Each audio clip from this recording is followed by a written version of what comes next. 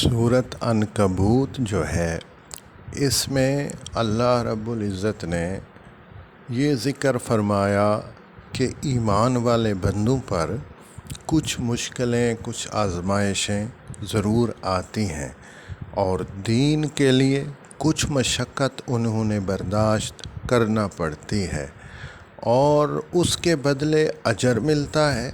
دوسرا، اللہ تعالیٰ دوسرے لوگوں کے سامنے ظاہر کرتے ہیں کہ دین کے لیے مشقت اٹھانے والا کون ہے۔ اور دوسری بات اس صورت میں یہ بتائی کہ اللہ کے دین کا انکار کرنے والے وہ اللہ کے عذاب سے بچتے نہیں ہیں۔ یہ ضرور ہے کہ مہلت کا ایک زمانہ اللہ پاک نے رکھا ہوتا ہے اور وہ ڈھیل اور وہ مہلت ان کو ضرور ملتی ہے۔ سورۃ عنکبوت میں 7 واقعات اللہ پاک نے ذکر فرمائے۔ انہی 2 باتوں کی وضاحت اس میں واضح ہو رہی ہے۔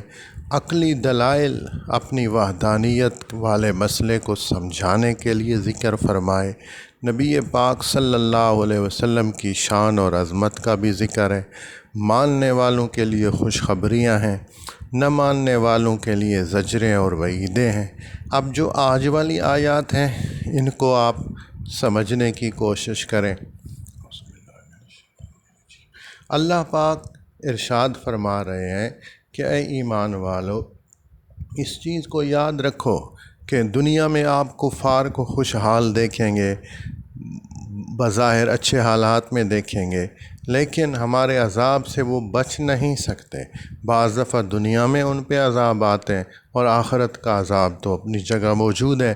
تو ارشاد فرمایا ام حسب الذین یعملون السیئات ان یسبقونا، فرمایا کیا سمجھتے ہیں وہ لوگ جو نافرمانی کے کام کر رہے ہیں، جو دین کا انکار کر رہے ہیں، ان یسبقونا، کیا وہ یہ خیال کرتے ہیں کہ ہمارے قابو سے نکل جائیں گے، ہمارے عذاب سے بچ جائیں گے؟ ساء ما یحکمون، اللہ فرماتے ہیں بڑی غلط بات ہے، بری بات ہے جو انہوں نے طے کر رکھی ہے۔ ہم تو مہلت دیتے ہیں اور مہلت کا زمانہ جب پورا ہوتا ہے تو ہماری طرف سے پھر عذاب کے فیصلے آیا کرتے ہیں۔ تو اس طرح آیات میں یہ چیز سمجھائی جا رہی ہے کہ ایمان والے بندے، امت مسلمہ اپنی ذمہ داریوں کو پورا کرنے میں لگے رہیں اور آخرت کو یاد رکھیں۔ تو اگلی آیت میں اللہ پاک آخرت کو یاد دلا رہے ہیں اور فرماتے ہیں کہ وہ وقت آنے والا ہے کہ تمہاری رب سے ملاقات ہوگی، اس کو یاد رکھو۔ من کان یرجو لقاء اللہ فإن اجل اللہ لآت، فرمایا جو بندہ امید رکھتا ہے اللہ کی ملاقات کی، بس وہ یہ جان لے کہ اللہ کی ملاقات کا وقت آنے والا ہے، قیامت آنے والی ہے، سب انسانوں نے اللہ کے سامنے حاضر ہونا ہے، اللہ نے سب سے حساب و کتاب لینا ہے۔ وَهُوَ السَّمِيعُ العلیم، فرمایا اللہ پاک سب کی سننے والا ہے، السمیع ہے اور العلیم ہے، سب کے حالات کو جاننے والا ہے، ہر ایک کی دعاؤں کو وہ سنتا ہے، ہر ایک کے حالات کو وہ جانتا ہے، تو وہ دیکھ رہا ہے کہ آپ کیسی زندگی گزار رہے ہیں۔ آگے سمجھایا کہ اللہ کے دین کے لیے آپ مشقت اٹھانے کے لیے تیار رہیں۔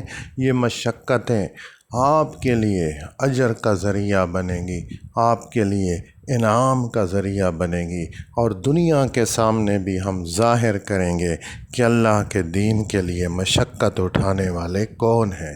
تو ارشاد فرمایا وَمَنْ جَاهَدَ فَإِنَّمَا يُجَاهِدُ لِنَفْسِهِ، فرمایا جو شخص مشقت اٹھائے گا اللہ کے دین کی خاطر، پس وہ مشقت اٹھائے گا اپنے فائدے کے لیے۔ ان اللہ لغنی عن العالمین، بے شک اللہ بے پرواہ ہے جہان والوں سے۔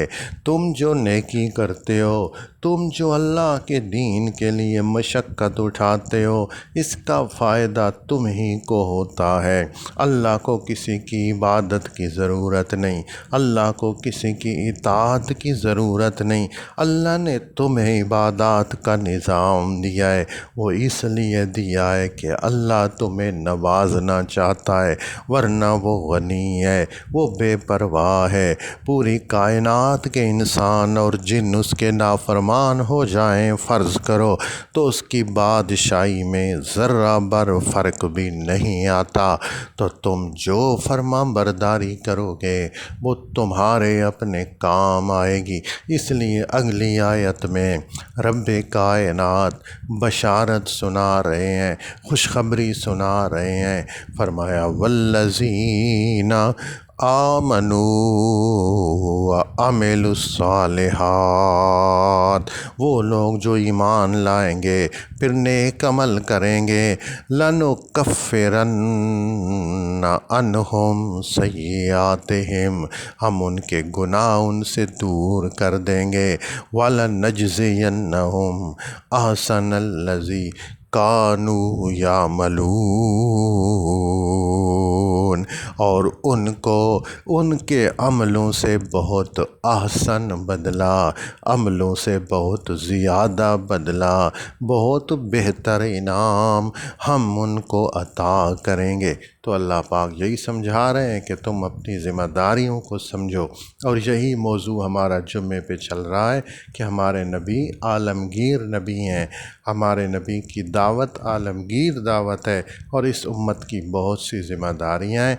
انہوں نے اللہ سے تعلق درست کرنا ہے، انہوں نے اپنی ذمہ داریاں کو سمجھنا ہے، اور یاد رکھنا ہے کہ اللہ تو ہمارے ساتھ ہے، وہ ہر وقت ہمارے حالات سے واقف اور باخبر ہے۔ لا یعزب عن ربک من مثقال ذرۃ فی الارض ولا فی السماء، فرمایا تمہارا رب وہ ہے پوری کائنات سے واقف اور باخبر ہے، آسمان اور زمین میں کوئی ایک ذرہ بھی ایسا نہیں جو اللہ کی نظروں سے اوجھل ہو، جس سے اللہ باخبر نہ ہو۔ ایک ذرہ بھی ایسا نہیں ہے، سب کچھ اللہ کے علم میں ہے۔ وَهُوَ السَّمِيعُ الْعَلِيمُ، وہ ہر ایک کی سننے والا ہے، وہ سب کے حالات کو جاننے والا ہے۔ حدیث میں آتا ہے ایک صحابی تھے زید بن حارثہ رضی اللہ عنہ، وہ ایک دفعہ طائف سے مدینہ کی طرف جانا تھا۔ انہوں نے اس زمانے میں اونٹ گاڑیاں ہوتی تھیں، بیل گاڑیاں ہوتی تھیں، خچر گاڑیاں ہوتی تھیں۔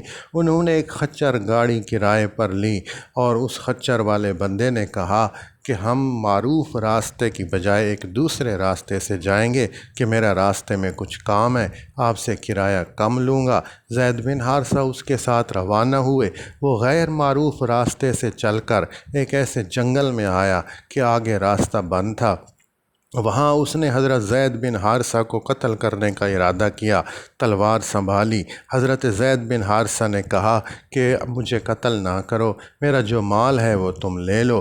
تو اس نے کہا نہیں، میں پہلے بندے کو قتل کرتا ہوں پھر مال لیتا ہوں، اور یہ مختلف لوگوں کی ہڈیاں اور باقیات تم دیکھ رہے ہو، میں ایسا ہی کرتا ہوں۔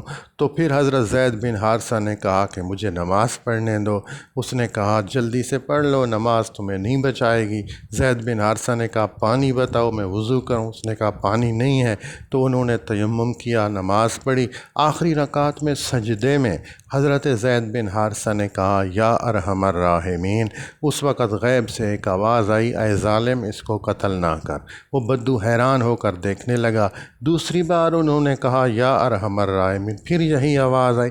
تیسری بار انہوں نے کہا تو ایک گھوڑے سوار سفید لباس میں ملبوس بندہ سامنے آ چکا تھا، اور اس کے ہاتھ میں نیزہ تھا جو بجلی کی طرح چمک رہا تھا، اور اس نے وہ بدو کے سینے کے آر پار کر دیا۔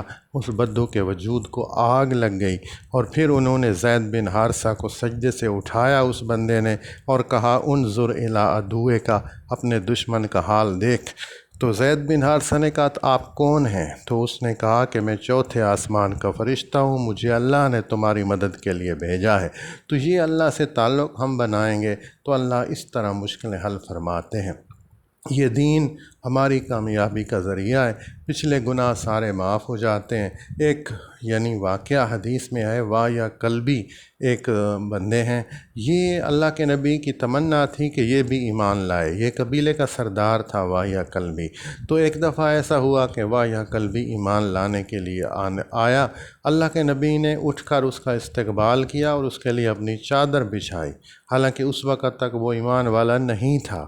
اللہ کے نبی نے اصول دیا ہوا ہے کہ اذا جاءکم کریم قوم فاکرموہ، کسی قوم کا کوئی بڑا آئے تو اس کی عزت کرو۔ پھر آپ نے اس کو کلمہ پڑھایا۔ جب اس نے کہا کہ میں تو کلمہ پڑھنے کے لیے آیا ہوں، اس نے چادر اللہ کے نبی کو واپس کر دی، اس پہ نہیں بیٹھا۔ پھر کلمہ پڑھنے کے بعد وہ زار و قطار رونے لگا۔ تو آپ نے پوچھا کیا وجہ ہے؟ تو اس نے کہا کہ میں تیار ہو کر آیا ہوں کہ آپ مجھے قتل کر دیں لیکن میرے گناہ معاف ہو جائیں۔ تو آپ نے پوچھا کہ کیا گناہ ہیں تیرے ایسے؟ تو اس نے کہا کہ میں قبیلے کا سردار ہوں، میں نے 70 بچیوں کو اپنے ہاتھوں سے، قبیلے کی 70 بچیوں کو زندہ درگور کیا ہے۔ اللہ کے نبی خاموش ہو گئے کہ اتنا بڑا جرم اس کا۔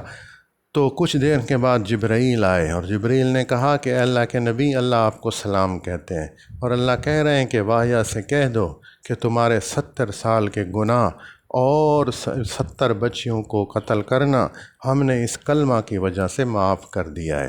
تو صحابہ کرام بہت خوش ہو گئے، اور وایا کلبی روتے روتے بے ہوش ہو گئے۔